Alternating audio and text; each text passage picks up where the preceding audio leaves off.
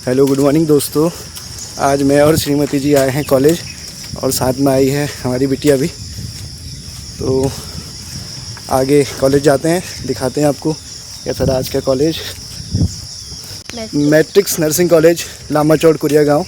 यहाँ से हम दोनों JNM कर रहे हैं और अभी बच्ची छोटी है और घर पे कोई था नहीं संभालने वाला, तो आज इसको भी क्लास में लेके आना पड़ा और शाम तक की क्लास अटेंड करेंगे,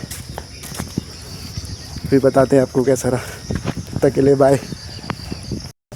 अगर आप भी मेडिकल या पैरामेडिकल या सेवा के क्षेत्र में शौक़ रखते हैं और इसका करना चाहते हैं, इस कोर्स को वाइट कोट के लिए आवेदन करना चाहते हैं, तो आप ये JNM यहाँ से कर सकते हैं।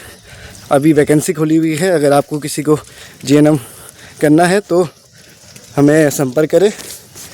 मैं आपको बताऊंगा किस प्रकार से फॉर्म भरे जा रहे हैं और यहाँ पे JNM के कोर्स कराए जा रहे हैं।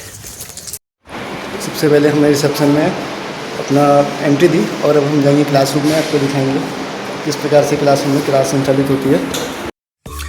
एंट्री करने के बाद हम क्लासरूम में गए और 2 सब्जेक्ट पढ़ने के बाद बिटिया सोई थी और अब बिटिया उठ गई है और अभी इंटरवल है। तो कितना एंजॉय कर रही है वो यहाँ पे बहुत कंफर्ट है हमारे साथ। 2 पीरियड तक तो सोई थी और अभी उठी है। और यहाँ के जो बच्चे हैं, स्टूडेंट हैं, बहुत सपोर्टिंग है, बहुत हेल्पफुल है। यहाँ के टीचर्स सभी लोगों ने बहुत हेल्प किया।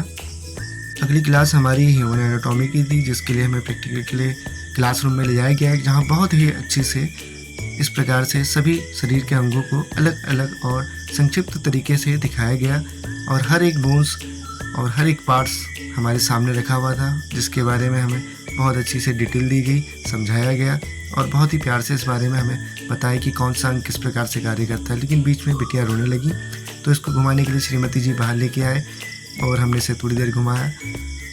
इसे बाहर दिखाने के बाद थोड़ी देर चुप हुई, तो उसको फिर मैंने पकड़ा और फिर दोबारा हम क्लासरूम के अंदर आए और दोबारा इन चीज़ों को समझने लगे।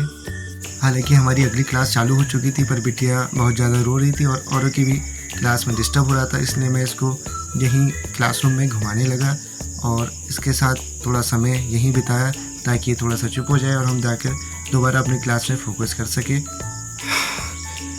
बिटिया के साथ या फिर अगर आप किसी कोई छोटा बच्चा हो तो क्लास को अटेंड कर पाना उतना आसान नहीं होता, इसलिए हमने भी बारी बारी से अपनी क्लास अटेंड करी। तो बिटिया मेरे पास रहती तो श्रीमती जी जाकर क्लास पढ़ती, श्रीमती जी के पास रहती तो फिर मैं जाकर के क्लास अटेंड कर लेता। और इस प्रकार हमने अपनी इस पढ़ाई की जर्नी को आगे बढ़ाया और इसमें हम डटे रहें। तो दोस्तों, पढ़ाई करने की और सीखने की कोई उम्र नहीं होती है और कोई एज नहीं होती है। ऐसा नहीं कि शादी हो गई, बच्चे हो गए, अब हम पढ़ नहीं पाएंगे या सीख नहीं पाएंगे।